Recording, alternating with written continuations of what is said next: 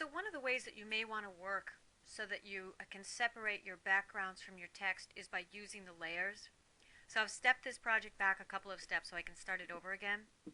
And I'm actually going to get rid of that text. I don't need that. So I'm going to create a new layer and make sure I'm working on that layer. This is my layer 3. I'm targeting that layer. And I'm going to create that background box. So clicking and dragging over it. And I'm going to take my eyedropper tool, and since I already have this background color set up, that's the color I want it to be. And now I'm going to lock that box so I can't move it accidentally. And now I'll create a new layer, and this is the layer I'm going to put my text on. So now I'll take my text box and drag out to make a space for my headings, trees, and I can do the same thing I was showing before about taking the eyedropper, and I'm going to get a really light green, and I'll change the size and make it something really large.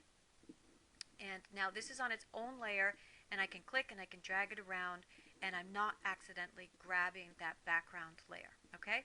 So it definitely saves you a lot of time to lock the background layer, and as you're going, if you find that you're accidentally grabbing things, put them on different layers and lock them. So after that, really the rest is everything that we've been talking about before. Continue to think about your text in this grid structure. Maybe you want to have your subheading or your heading, depending on how long it is. Bridge the two different columns. Think about using those. The general rule for spacing is, I personally really like left and right justified because it creates really nice even columns, gutter spaces in between. It's very visual. If you are not going to indent, that you need to double space in between your paragraphs, or you could indent and have single space. I personally think this is a easier to read option because it gives you more visible spacing in between your paragraphs.